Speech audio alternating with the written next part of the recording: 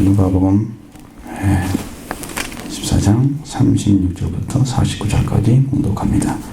이 말을 할 때에 예수께서 친히 그들 가운데 서서 이르시되 너희에게 평강이 있을지어다 하시니 그들이 놀라고 무서워하여 그 보는 것을 영으로 생각하는지라.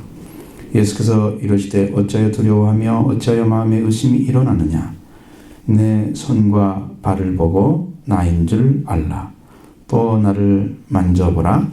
영은 살과 뼈가 없으되 너희 보는 바와 같이 나는 있느니라.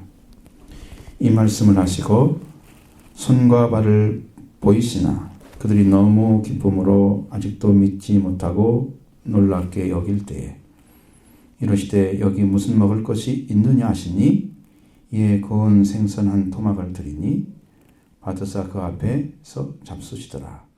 또 이르시되 내가 너희와 함께 있을 때에 너희에게 말한 바 모세의 율법과 선지자의 글과 시편에 나를 가리켜 기록한 모든 것이 이루어져야 하리라 한 말이 이것이라 하시고 이에 그들의 마음을 열어 성경을 깨닫게 하시고 또 이르시되 이같이 그리스도가 고난을 받고 제3일에 죽은 자 가운데서 살아날 것과 또 그의 이름으로 제사함을 받게 하는 회개가 예루살렘부터 시작하여 모든 족속에게 전파될 것이 기록되었으니 너희는 이 모든 일의 증인이라. 볼지어다 내가 아버지께서 약속하신 것을 너희에게 보내리니 너희는 이로부터 능력으로 입혀질 때까지 이 성에 머물라 하시니라. 아멘.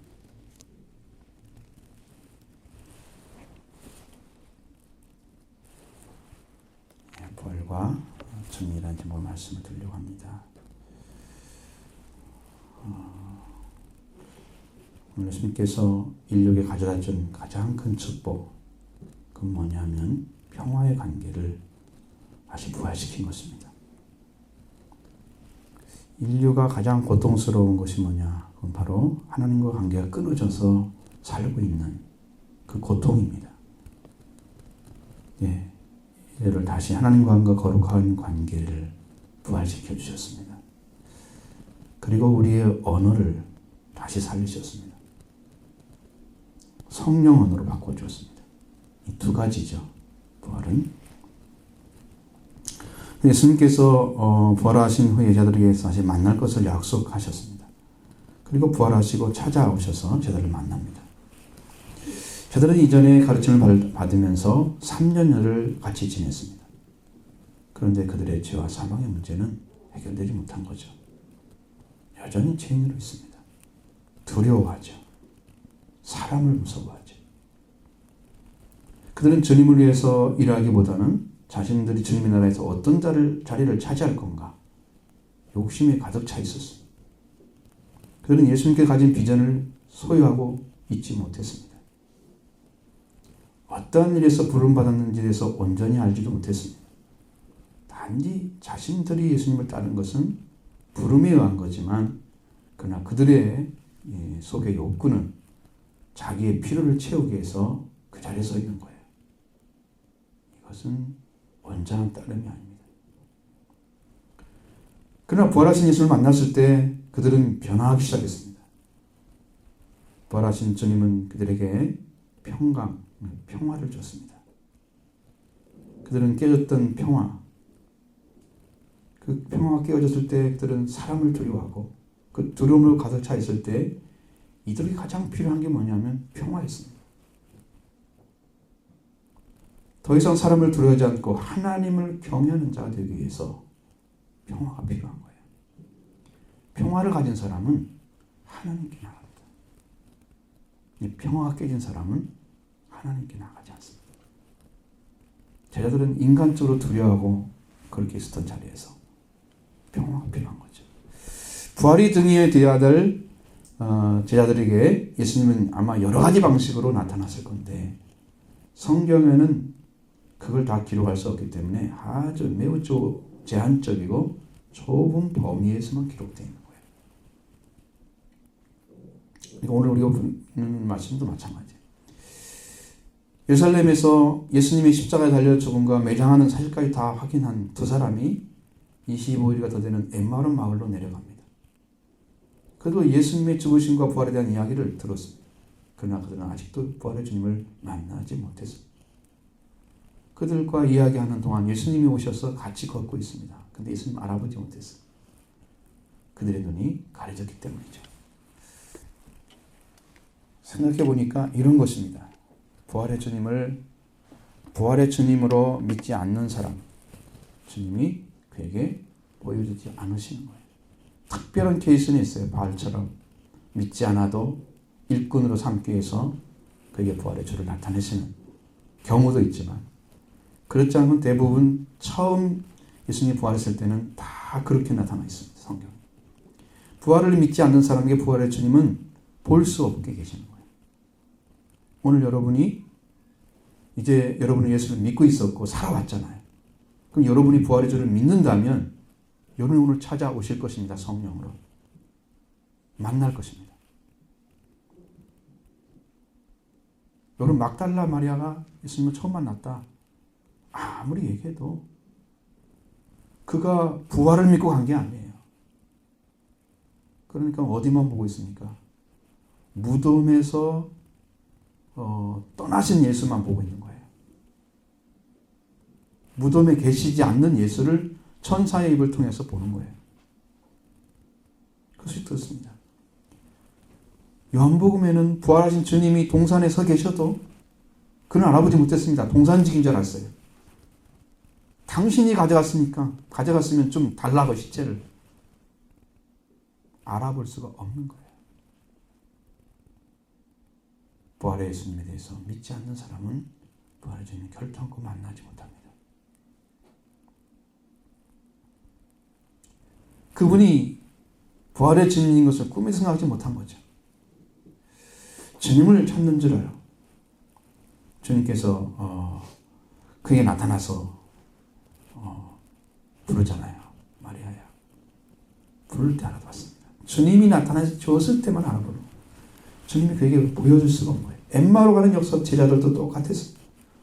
부활의 예수님은 그들에게 길을 가면서 즐거운 얘기가 무엇이냐 이렇게 물으십니다. 그럼 예수님께 예루살렘 살면서 좀 된 일을 알지 못합니까? 무슨 일인가 묻으니까 그중에 글로벌한 자가 나사렛 예수의 일이다. 그러면서 하나님과 백성에게 말과 일에 능한 자, 선지자 있는데 제사장들과 우리 관리들이 사형 판결에 넘겨줘 십자가에 못 박았습니다.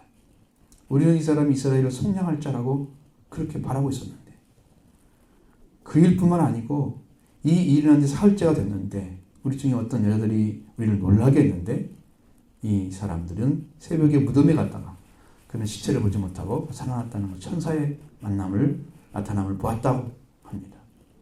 우리와 함께한 자 중에서 두어 사람이 무덤에 가서 그 여자가 말한 걸 참인지를 알아보았는데 그래도 예수님을 보지 못했다고 얘기합니다. 그렇게 얘기하고 있는 거예요. 예수님한테. 예수님은 선지자들에게 미련하고 선지자들이 말한 걸 더디 믿는 자들이여 그리스도가 이런 고난을 받고 자기 영광에 들어갈 것이 아니냐 하면서 모세로부터 선지자의 모든 글들을 다 가져다가 성경을 다 풀어줍니다. 설명해줍니다. 성경에는 자세히 설명해줬다. 그들이 이 말씀을 이제 듣고 나서 예수님이 이제 그들이 다 집에 왔는데 예수님 더 가시러 가는 것을 보고 아주 강권해서 우리가 함께 머무르십시다. 날이 저물었습니다. 기울은 날은 이미 기울어져 때가 저물고 날이 이미 기울었습니다. 하고 얘기합니다. 예수님은 더 이제 머무시려고 같이 들어가는 거예요. 예수님이 영인데 뭐 그럴 이유가 없잖아요. 그런데 같이 해주는 거예요. 근데 그들과 함께 음식을 잡술 때 빵을 가지시고 탁 축복 기도를 한 다음에 떼어주십니다. 그 빵을 떼어주는 순간에 그걸 받는 순간에 눈이 딱 열렸습니다. 그분이 메시아인 것을 알았습니다. 그런데 그 순간에 예수님이 보이지 않는 거예요. 왜? 그들도 역시 부활한 주님을 만나고자 하는 사람이 아니었기 때문에 같이 만나고 있을 수가 없는 거예요. 일단 주님의 부활을 보여주신 것입니다. 그래서 그들도 믿고 알아볼 수 있도록 말씀으로 설명해 주시고 그들에게 보여주신 것입니다. 그들은 오는 길에 예수님께서 성경을 풀어주실 때 우리 속에서 마음이 뜨겁지 아니하더냐 이렇게 하면서 성경 말씀이 임하였을 때 그 중심에서 변화된 모습을 자기들이 느꼈습니다. 그래서 거기서 잠을 자는 게 아니라 다시 예루살렘 달려가는 거예요. 그날 저녁에. 그 열한 제자들과 함께 앉아 모여서 있는데 시몬이란 사람이 예수님이 살아났다 이런 얘기를 하고 있고 자기들도 지금 두 사람 길에서 된 일을 예수님이 빵을 뗄 때 보면서 이렇게 다 이야기해 줬어요. 그러고 있는 동안에 예수님이 오신 거예요. 그게 36절을 지금 말씀하고 있는 거예요. 그때 부활하신 예수님이 찾아오셨습니다. 같이 보십니다. 이 말을 할 때 예수께서 친히 그 가운데 서서 이르시되 너에게 평강이 있을지어다 하시니. 자, 제자 중에 시몬과 엠마오 마을로 가던 두 제자가 두 사람이라고 나와 있습니다. 부활하신 주님을 만났다는 말을 나누고 있을 때 예수님이 친히 그 가운데 서서 말씀해 주셨다. 제자들을 찾아오신 것입니다. 그리고 제자들에게 너에게 평강이 있을지어다 이렇게 말씀해 주셨습니다. 주님은 부활하시고 제일 먼저 제자들에게 평강이 있기를 기원해 주셨습니다. 이 평강이라는 말은 에이렌이라고 해서 평화를 가리키는 것입니다. 깨어진 평화 가운데서 불안했던 자들이 이제 평화의 관계가 살아났습니다. 인류가 고통하고 있는 것이 바로 깨어진 평화입니다. 하나님과 평화의 관계가 만들어지면 하나님의 자녀가 됩니다. 하나님의 자녀가 되면 우리가 관계하고 있는 모든 사람들을 평화의 관계로 초대합니다. 그들이 하나님께 나아가게 만듭니다. 평화를 가진 사람은 하나님께 가게 만들어요. 그 성경에 그 말씀이 있습니다. 이 깨트린 악의 영의 세력을 이기시고 이 평화를 깨트린 악의 영의 세력을 이기시고 다시 하나님과의 평화의 관계를 부활시켜 찾아오신 예수님에서 저들은 평화를 힘입게 되었습니다. 평화의 관계는 그 깨어진 사람에게서 시작되는 것이 아닙니다. 하나님과 하나님 관계를 이루신 예수님부터 다시 시작되는 거예요. 에베소 2장 17절 18절의 말씀에 이렇게 기록되어 있습니다. 또 오셔서 먼 데 있는 너에게 평안을 전하고 가까운 데 있는 자들에게 평안을 전하셨으니 이 평안도 역시 에이레네입니다. 이는 저로 말미암아 우리 둘이 한 성령 안에서 아버지께 나아감을 얻게 하려 하십니다. 평화의 관계를 하나로 만들어주면 그들은 성령 안에서 하나가 돼서 아버지께로 갑니다. 그래서 평화를 가진 사람만 그 사람 통해서 하나님께 가는 길을 열어줄 수 있는 거예요. 여러분들이 하나님의 아들, 평화, 화평케 하는 자가 되면 하나님께 그들을 인도하는 거예요. 그걸 위해서. 평화는 한 성령 안에서 아버지께 나아감을 얻게 하는 능력입니다. 이 예수님께서 이것을 이루신 거예요. 그러니까 깨어있던 관계, 평화가 다시 세워지겠죠. 저들에게. 삽니다. 그러면. 저들이 망하는 게 아니에요. 다시 사는 거예요.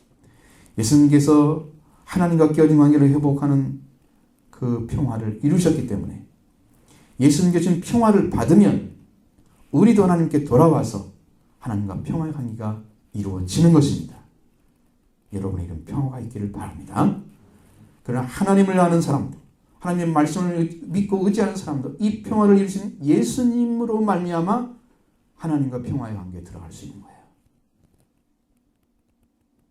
예수님 없이는 안 되죠. 우리가 이 하나님과 평화의 관계에 있는 것은 하나님이 오셔서 우리와 함께 주셔야 합니다. 예수님이 육신이 되셔서 오셨을 때 처녀가 잉태해서 아들 낳고 그를 임마누엘이라. 임마누엘입니다. 하나님 우리와 함께 계시는 거예요. 그래서 예수님 우리의 평화가 되셨습니다. 그리고 우리를 하나님께 나아가도록 우리 죄를 용서해 주셔야 됩니다. 왜? 죄가 있는 자는 하나님과 평화할 수 없죠. 그러니까 예수님께서 평화를 주시기 위해서 십자가에 못 박히셨습니다. 죄를 사해 주시기 위해서. 그리고 우리 아버지 하나님께 하나님을 향해서 아버지라 부를 수 있는 자리에 세워주셨습니다. 부활입니다. 이렇게 되면 우리가 하나님과의 평화의 관계가 이루어진 거예요. 오늘 부활하신 예수께서 이 평화를 가지고 오셨습니다. 이 평화를 우리에게 전해주기 위해서 오늘은 성령으로 오셨습니다. 우리가 살아야 할 길, 우리가 걸어야 할 길이 바로 예수님께 있는 거예요. 우리는 이 평화의 길을 걷습니다. 이것을 제자들에게 주시려고 예수님께서, 부활하신 주님께서 찾아오셨습니다. 그리고 너에게 평화가 있을지라 하고 기원해 주신 거예요. 놀라운 축복이죠. 그런데 문제가 생겼습니다. 제자들이 놀라고 무서워하는 것을 보는 것을 영으로 생각한 것입니다. 37절 보겠습니다. 그들이 놀라고 무서워하여 그 보는 것을 영으로 생각하는지라. 실은 부활하신 예수님께서 제자들에게 평화를 가지고 기원하셨는데 이 평화를 가지고 오신 부활하신 예수님을 보고 평화를 가기 전에 놀라움과 무서움을 먼저 가졌다. 예수님의 부활을 믿지 않고 단순하게 예수님이 영으로 오셨구나 하고 생각하는 거예요. 이 제자들은 예수님이 영으로 오셔서 자신들에게 말씀하고 있다고 생각한 것입니다. 이와 같은 오해가 생깁니다. 오늘 우리에게 생긴다. 우리 예수님 말씀을 잘못 받아들인 결과입니다. 누가복음 18장 31절 38절에 34절에 예수님께서 말씀하시는 게 나옵니다. 제자들을 데리고 가서 우리가 예루살렘으로 올라가는데 선지자를 통해서 기록된 것처럼 나에게 응할 것이다. 인자가 이방인들에게 넘겨서 희롱을 당하고 능력을 당하고 침뱉음을 당할 것이다. 그들은 채찍질하고 그를 죽일 것이다. 그리고 3일 만에 살아나리라 하시되 제자들이 이것을 하나도 깨닫지 못하였으니 그 말씀이 감추었으므로 그들이 그 이르신 바를 알지 못하였더라. 이렇게 기록되어 있습니다. 자, 예수님께서 인자가 예루살렘에 올라가면 이방인들에게 넘겨서 희롱당하고 능욕당하고 침뱉음 받고 채찍질을 하고 그를 죽일 것이다. 그는 3일 만에 살아나리라. 이렇게 말씀하십니다.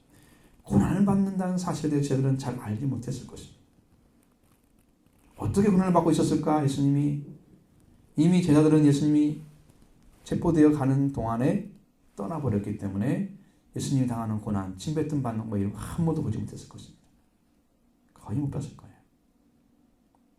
왜? 그들을 떠나는 상황에 이루어진 상황. 그러나 한 가지는 알 수 있어야 됩니다. 여기서 주님이 죽으신 다음에 죽임을 당하고 죽은 자 가운데 살아날 것이다. 3일 만에. 이 말씀은 믿어야 돼요. 예수님이 돌아가는 과정은 모를지라도 살아나신다고 하는 약속의 말씀은 근데 믿을 수 있잖아요. 못 봤지만. 예수님 분명하게 영으로 살아난다 그런 말씀 하신 적 없고 영으로 나타난다는 말씀 한 적도 없습니다. 내가 살아나리라 그렇게 말씀하셨어요. 그걸 제자들이 그대로 믿었다면 예수님을 영으로 생각할 수가 없는 거예요. 아, 예수님 몸이 부활했구나. 그러면서 어떻게 해요? 놀랍고 두려워하는 게 아니라 너무 기뻐하는 그들은 예수님의 평화를 영접하고 하나님께로 나아갔을 것입니다. 놀라운 역사 벌어지겠죠. 10년 안에. 바로 이루어지는 거예요. 부활절 만나면. 근데 18장 34절에 뭐라고 그랬습니까? 제자들은 이것을 하나도 깨닫지 못했다. 그 말씀이 감춰졌기 때문에 그들이 그 이르신 바를 알지 못하였더라 말씀하십니다. 말씀하시는 저들이 성령 받기 이전이기 때문에 예수님의 죽음도 부활도 깨닫고 이해할 수가 없었어요. 여러분 오늘날에도 성령으로 알지 못하면 예수님의 죽으신 부활을 모릅니다. 성령이 안 가르쳐주면 그게 확증이 안 돼요. 확증이 되어져야만 되는 거예요. 성령으로서 증거해 주십니다. 오늘도 예수님이 부활하셨다고 증거해 주고 있습니다. 여러분 신령 가운데 말씀하십니다. 그래서 몸의 부활을 생각하지 못한 결과 그들은 부활하신 예수님을 영으로 생각하고 있는 거예요.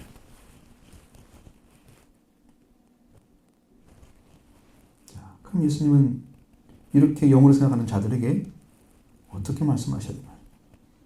내가 영이 아니고 몸인 것을 보여줘야 돼요. 증거해줘야 돼요. 그 말씀을 밝게 말씀하신 38절, 39절입니다.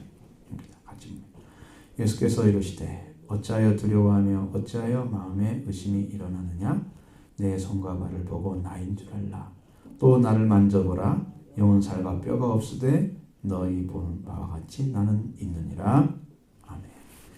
자, 예수님은 제자들에게 어찌하여 두려워하며 어찌하여 마음에 의심이 일어나느냐 이렇게 묻죠.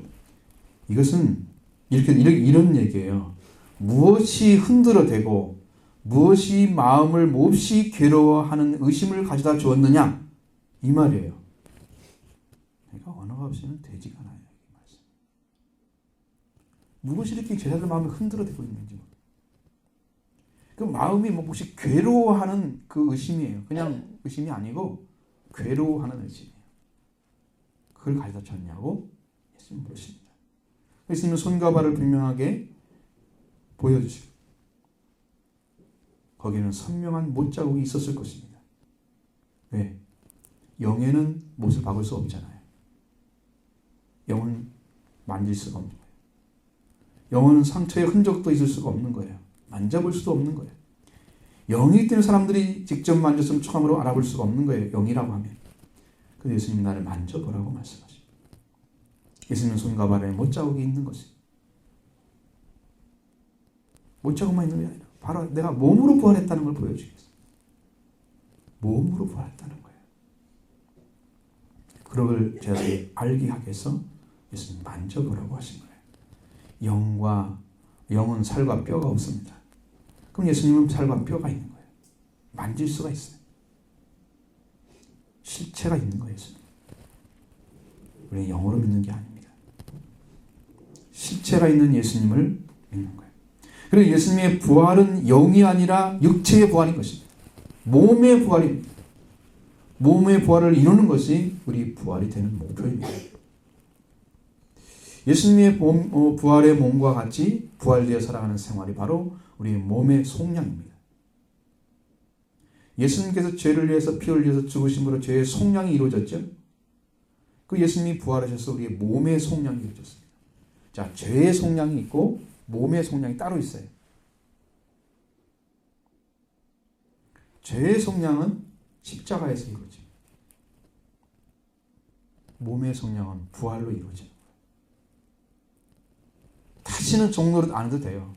죄에 대해서. 죄를 이겼으면 종노릇 안 합니다. 우리가. 그러면 내가 자인이라고 선포하세요. 나는 하나님의 딸이야. 나는 하나님의 아들이야. 선포하세요. 그래 이깁니다.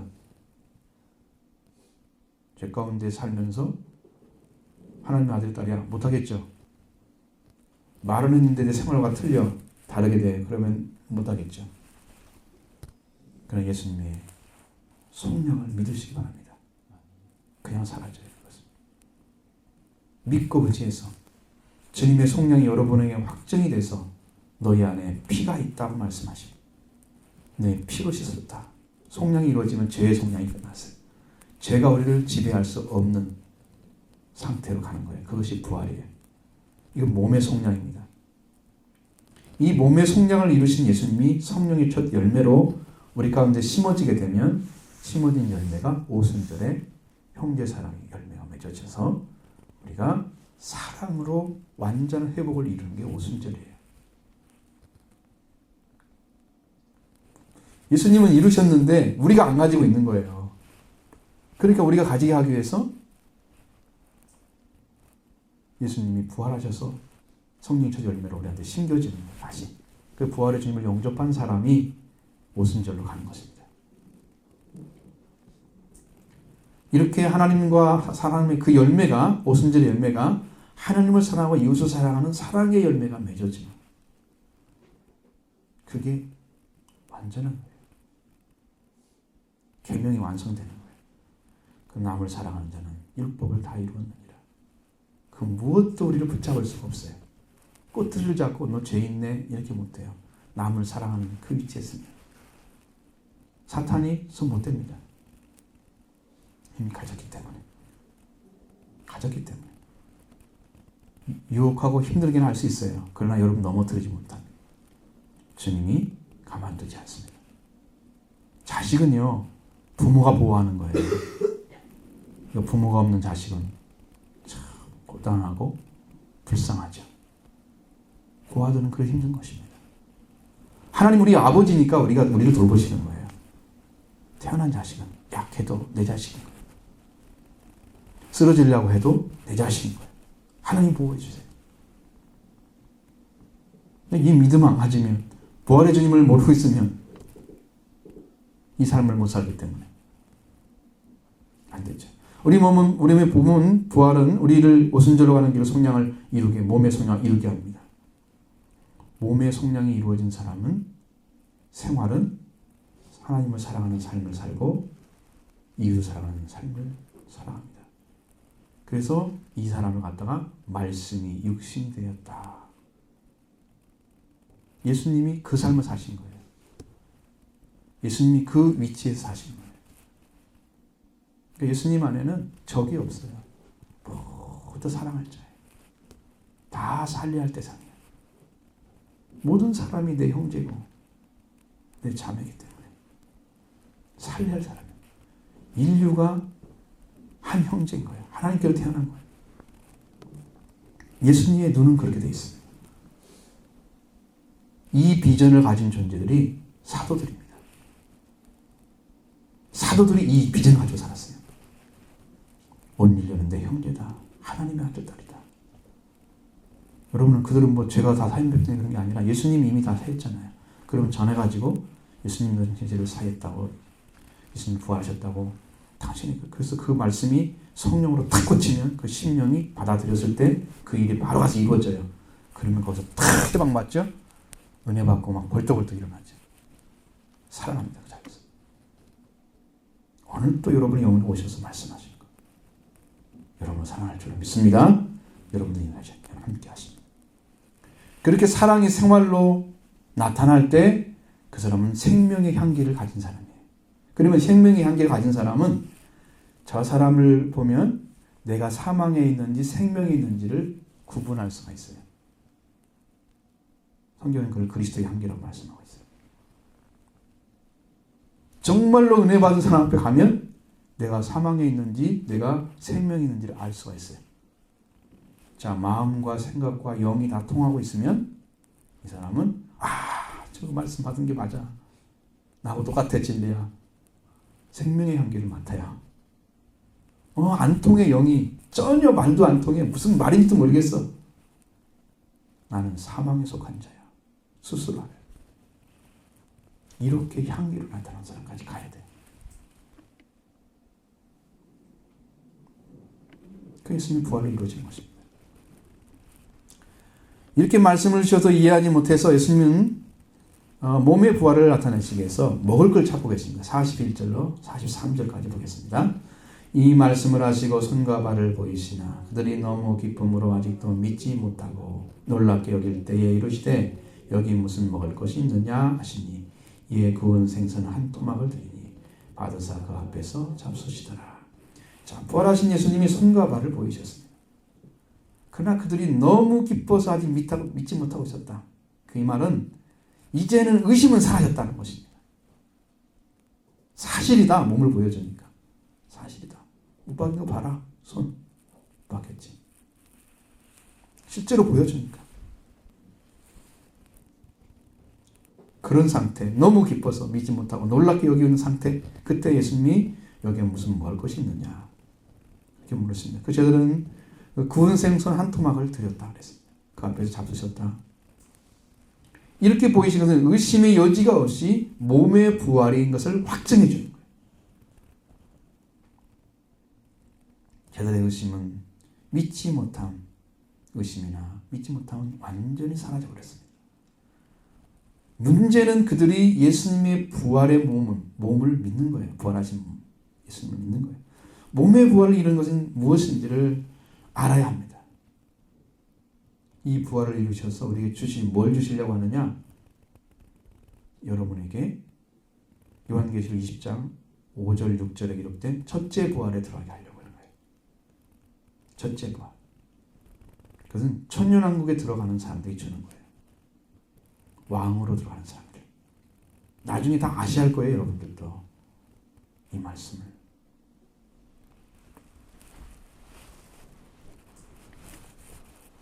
가장 중요한 사실은 이 세상에 살면서 부활을 이룬 사람, 부활의 몸을 갖습니다. 여러분, 부활의 몸을 갖는데 육신이 죽었는데 그 하나님께서 육신을 다시 살리는 것처럼 여러분 생각하십니까? 무덤에서 끄집어내가지고 그 흩어졌던 살과 피를 다시 다 모아가지고 뼈까지 다 모아가지고 새로 그 사람을 딱 하나로 맞춘 다음에 거기서 생기를 불어넣어가지고 또 살게 만든다 생각하십니까? 예수님이 이루신 몸으로 사는 거예요. 그렇게 사는 게 아니고 예수님이 이루신 몸으로. 그러니까 이 부활에 참여하는 자가 복이 있도다, 거룩하고 복이 있도다만 얘기하고 있습니다. 참 놀라운 축복입니다.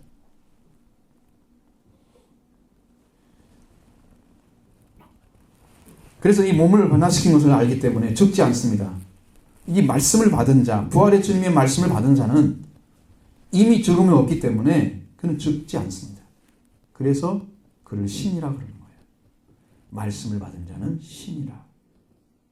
부활된 사람 얘기합니다. 신이다.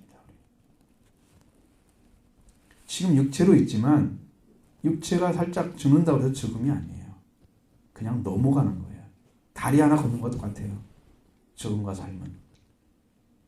그렇지 않은 사람들은 다 죽음을 두려워합니다. 왜? 자기가 죽으면 어디 갈지를 모르다가 그 영적인 세계를 어둡게 살다가 일생을 마칠 때가 오니까 죽음의 사자가 오는 거예요. 지옥의 사자죠. 그래서 어디 데려가냐? 지옥으로 데려가죠. 그렇습니다. 자, 이렇게 해서 첫째 부활에 참여할 사람들은 순교자들이에요. 죽음이 없기 때문에 목숨을 끊어도 죽여라. 하나님이 영광 받으시는 거예요. 이방인 예수가 차기까지 이스라엘을 이렇게 놔뒀다가 마지막 때 되면 이방인 예수가 딱 차버리면 문 닫습니다. 그리고 구원은 없습니다. 근데 우리 교회에게 하나님께서 이 다윗의 열쇠를 가지시니까 문을 활짝 열어놨습니다.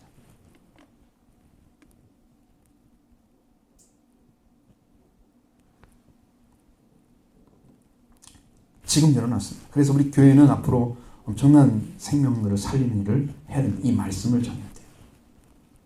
사명이 있어요.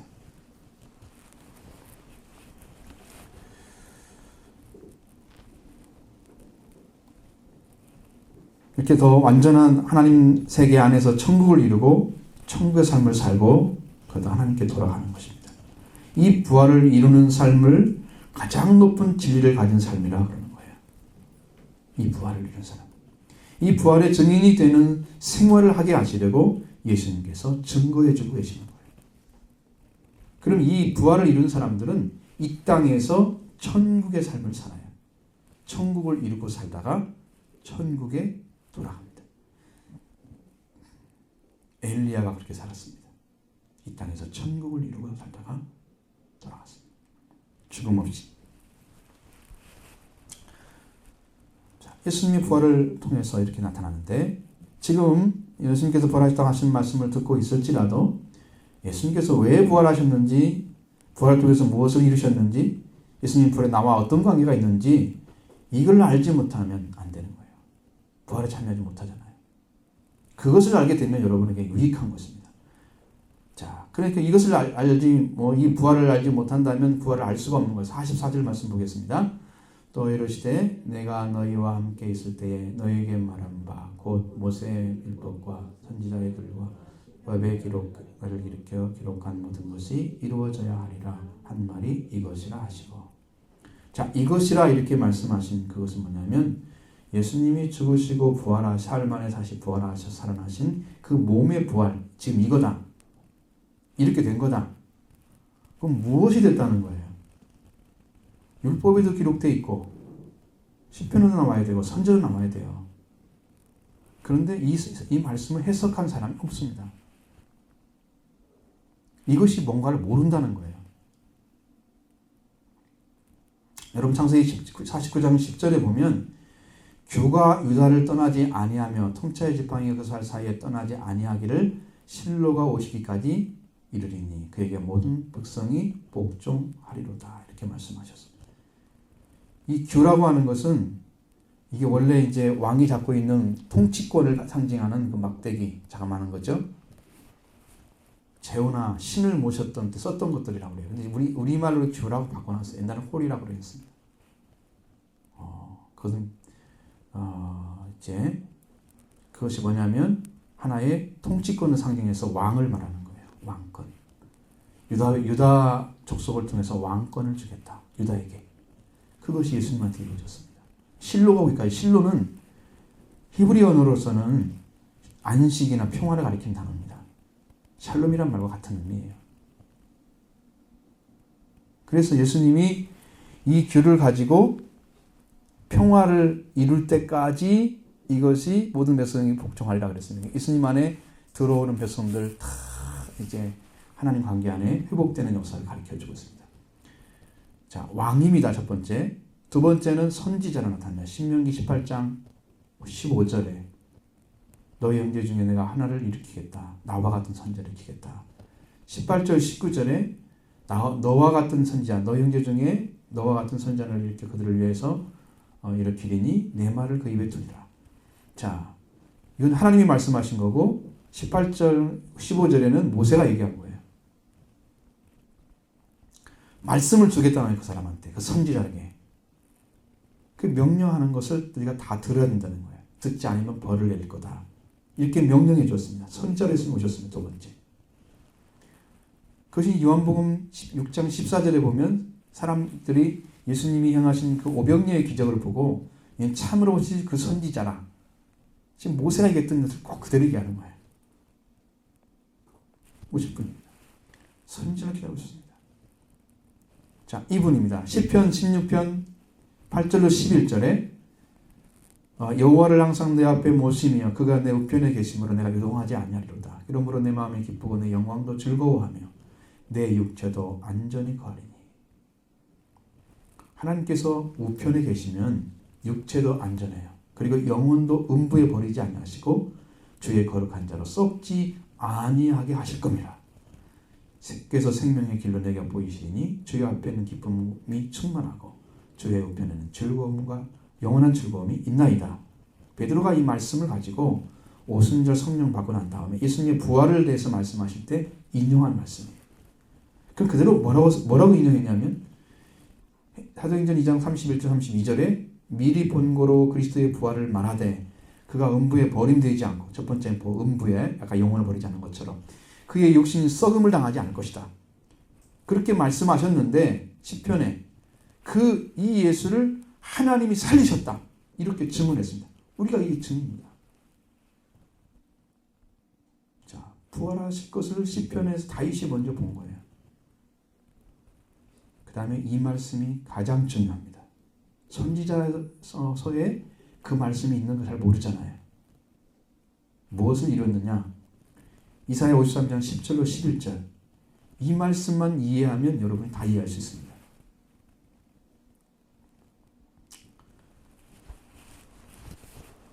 이게 어려워요. 여기 안에서 다시 설교한 같은 그런 느낌이 들 거예요.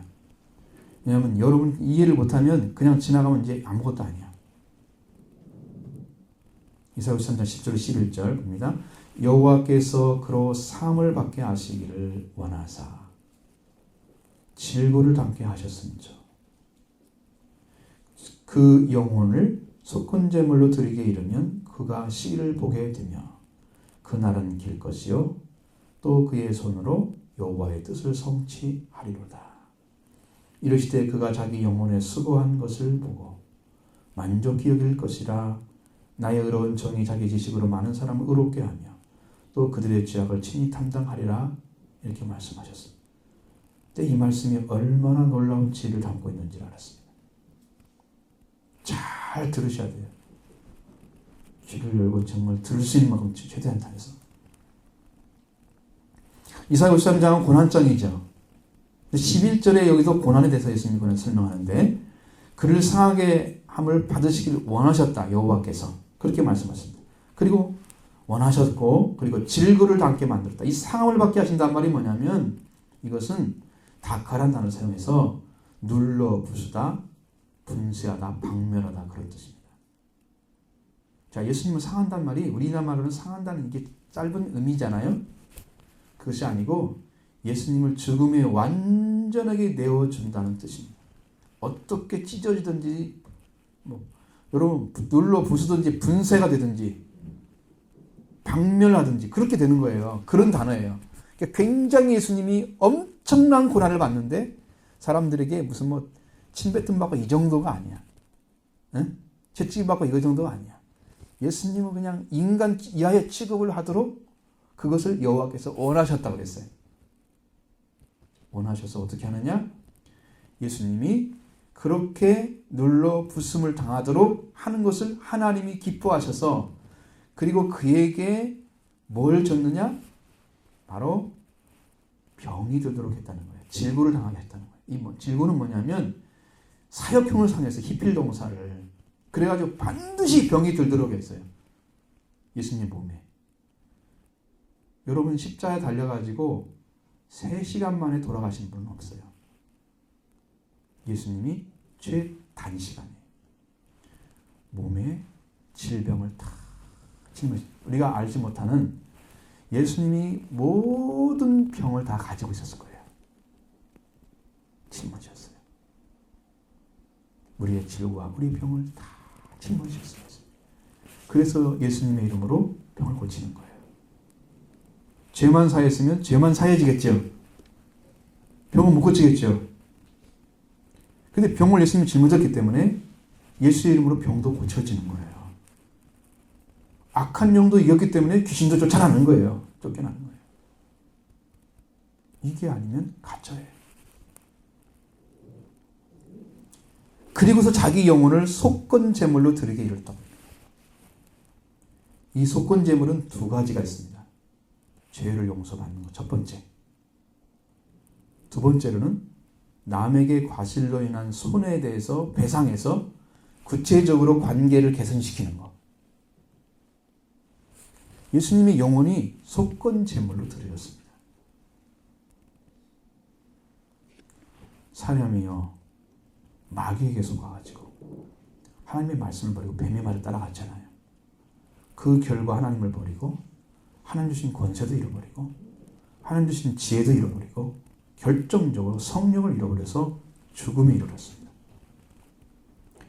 이렇게 하나님을 다 빼앗겨서 한참 하나님께 엄청난 손해를 끼쳤어요. 사람이.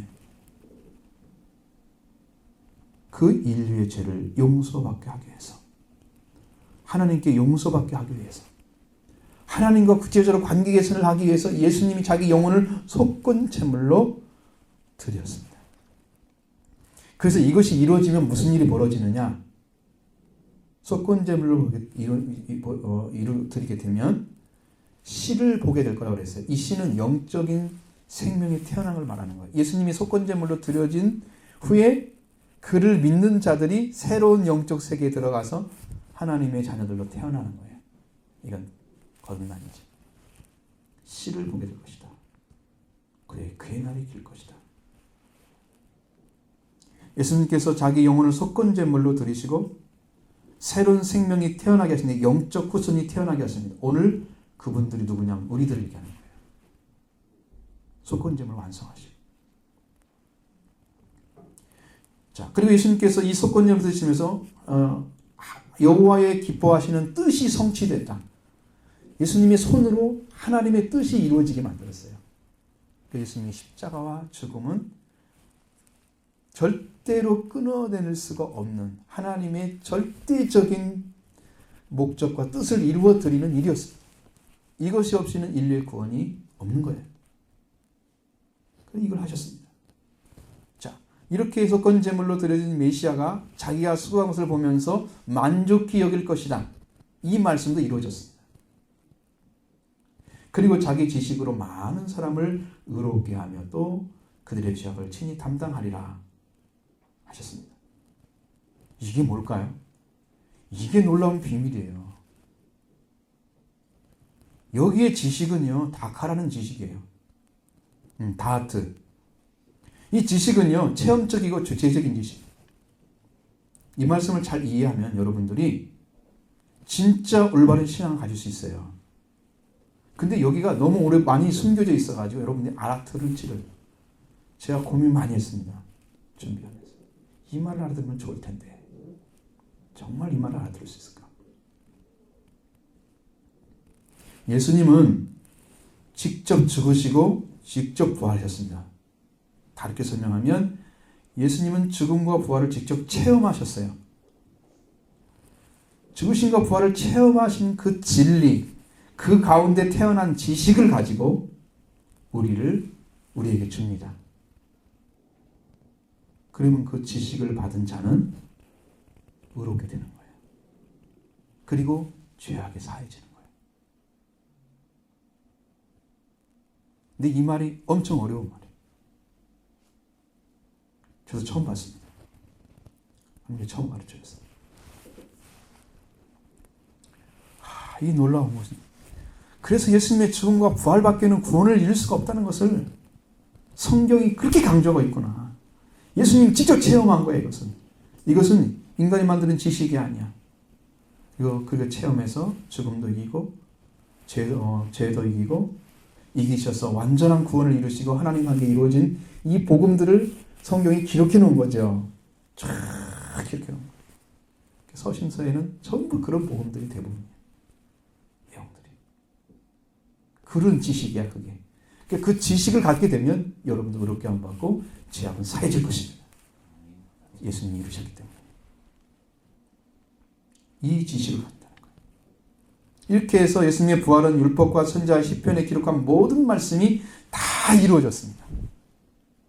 예수님께 부활을 이루셔서 우리에게 완전한 몸으로 완전한 복음을 주셔서 완전한 구원을 완성시킨 거예요. 예수님이 십자가에서 달리셨을 때 다 이루었다. 그 다 이뤘다는 말씀이 바로 이거예요. 44절 말씀이죠. 이 말씀이 이루어졌습니다. 예수님은 그걸 지칭한 거예요. 그런 다음에 제자들이 이제 제자들의 마음을 열어 성경을 깨닫게 하셨습니다. 45절 봅니다. 그들의 마음을 열어 성경을 깨닫게 하시고, 자, 성경은 지식을 깨닫는 게 아닙니다. 머리로 깨닫는 게 아니에요. 마음으로 깨닫게 하시고, 마음으로 이해하게 하시고 이런 말입니다. 그래서 예수님, 그래서 부활하신 예수님을 만나게 되면 이렇게 마음을 열어 성경을 깨닫게 하는 거예요. 사물의 본질이나 이치 이런 것들을 다 깨우쳐서 알게 하는 거예요. 이제는 알게 하는 겁니다. 믿는 게 아니에요. 여러분, 믿는 것 위에 아는 것이 있습니다. 아니까 믿어졌다? 이게 아니에요. 믿으니까 알아진 거예요. 그러니까 믿음이 먼저예요. 왜? 그건 우리 것이 아니기 때문이에요. 하나님 것이기 때문에 우리가 받아들여서 믿어드려야 여러분이 알게 되는 거예요. 그 지식이 하나님 말씀이 오는 길입니다. 성경을 구체적으로 입체적으로 알게 되는 것은 부활하신 예수님이 이제는 성령을 오셔서 성경을 알게 해주셔야 됩니다. 제자들에게는 이제 성경을 알게 하셨습니다. 그리고 또 부활의 주님을 믿습니다. 그리고 성령 오신 예수 그리스도 마음으로 말미암아 여러분도 성경을 알게 되는 은혜를 사모하시기 바랍니다. 자, 이제 그리스도의 부활과 죽으심과 부활은 그 이름으로 죄사함을 얻게 하는 회개의 복음의 시작을 알리기 시작했습니다. 46절 48절 봅니다. 또 이르시되 이같이 그리스도가 고난을 받고 제3일의 자 가운데서 살아날 것과 또 그의 이름으로 죄상을 받게 하는 회개가 예루살렘부터 시작하여 모든 족속에게 전파될 것이 기록되었으니 너희는 이 모든 일의 증인이라. 아멘. 여러분, 그리스도가 고난을 받고 제3일에 살아날 것을 기록한 것은 신약 성경이 그 당시에는 없었는데 이건 말이 안 되는 얘기예요. 그래서 47절에 또라는 말을 사용했습니다. 이 앞에 치는요, 이렇게 예수님이 말씀하신 거예요. 이렇게 되리라고 말씀하신 거예요. 누가복음은 최소 AD 60년부터 70년 사이에 기록되었습니다. 예수님 있을 때는 AD에 30년도 못 된 상태인데 30년 정도 가까이 됐어요. 그러니까 한 30년 이상 차이가 나는데 말이 안 되잖아요. 그리고 첫 복음서인 마가복음서가 AD 65에서 70년 사이에 지었어요. 그러니까 최소한 65년 이후에 누가복음 썼다는 얘기잖아요. 그러니까 그때는 성경이 없었으니까 예수님이 기록했다는 말은 아니에요. 이 말씀은 예수님께 주신 말씀을 완성시키려고 주신 거예요. 예수님의 그리스도의 고난으로 죽으심은 온 인류를 죄를 위해서 흘리는 보혈, 죄의 속량을 죽으셨고 죽은 자 가운데 살아나심은 죽은 자는 다 죽어 있지만 오직 예수님 한 분만이 부활하셨다는 거예요. 죽은 자들 가운데서 살아나셨어요. 예수님 혼자만 죽고 혼자 살아났어. 이게 아니고 모든 사람이 다 죽었어. 그 가운데 한 분만 살아났어요. 그 얘기를 하죠. 오직 한 분. 다시 말하면 절대로 죄인은 죽은 자가 살 수가 없는 것입니다. 오직 죽음을 죽지 않으신 영을 가지신 예수님만이 죽지 않는 거예요. 죽음을 이길 수 있는 거예요. 이 예수님이 우리 마음에 들어오신 사람에 예수님이 이루신 구원의 은혜를 베풀어 주십니다. 그래서 예수 그리스도의 이름으로 제사 먹게 하는 회개가 예루살렘에서 시작해서 모든 족속에게 전파될 것이 기록되어 있다. 이렇게 말씀하신 거예요.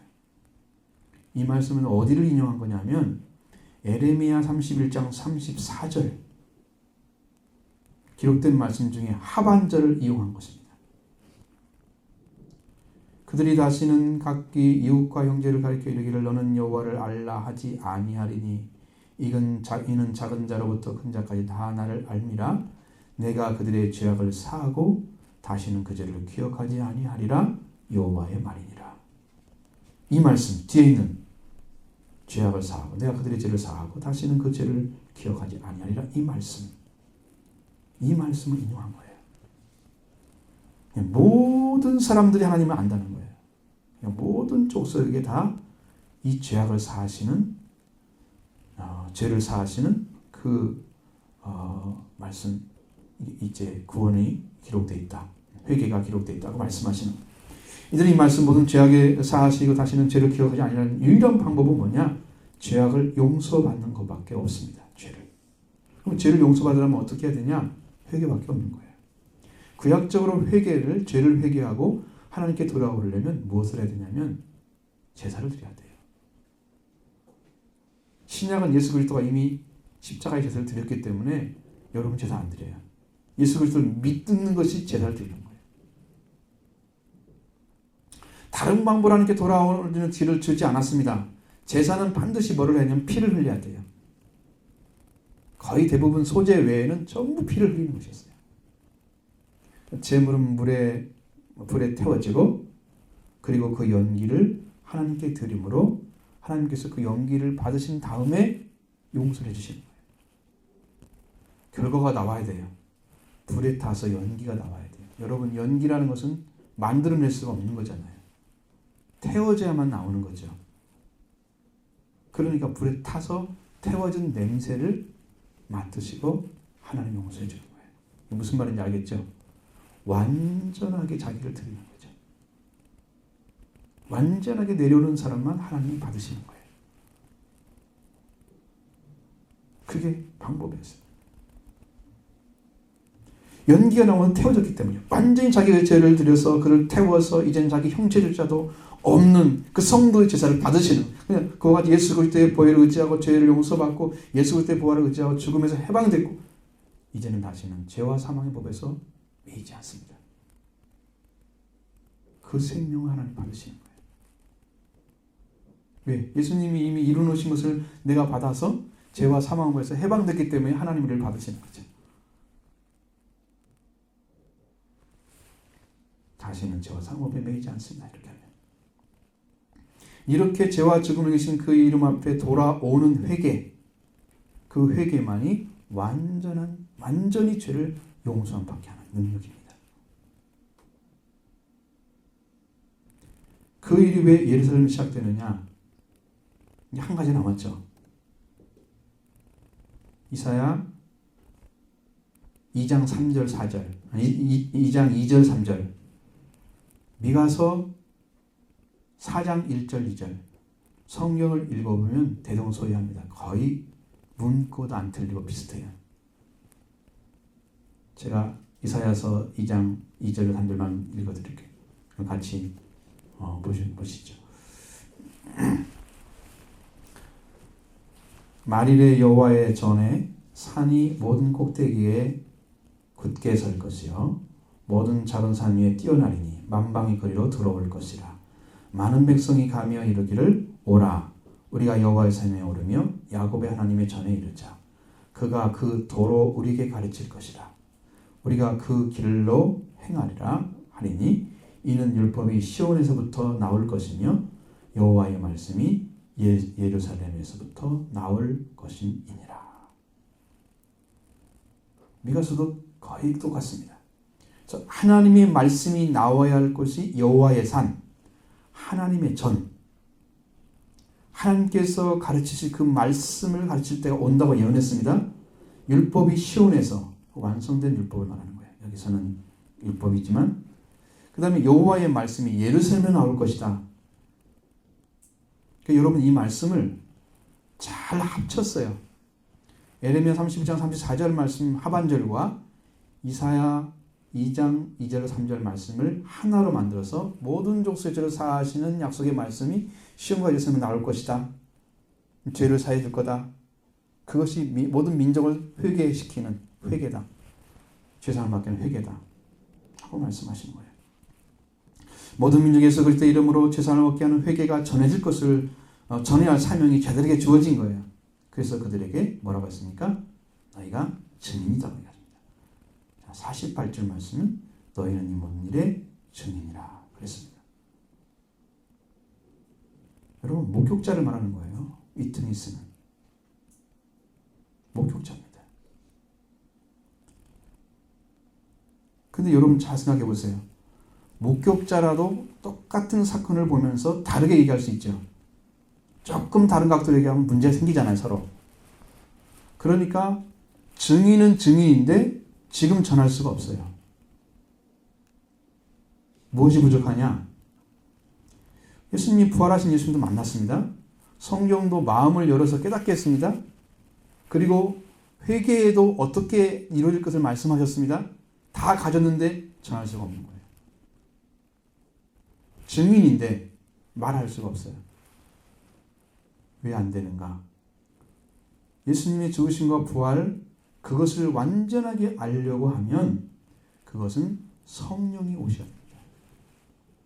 성령이 오시면 이제 그것이 확증이 되는 거예요. 그래서 딱 던지면 그 말씀을 받은 자들은 회개합니다. 베드로 설교 나오죠?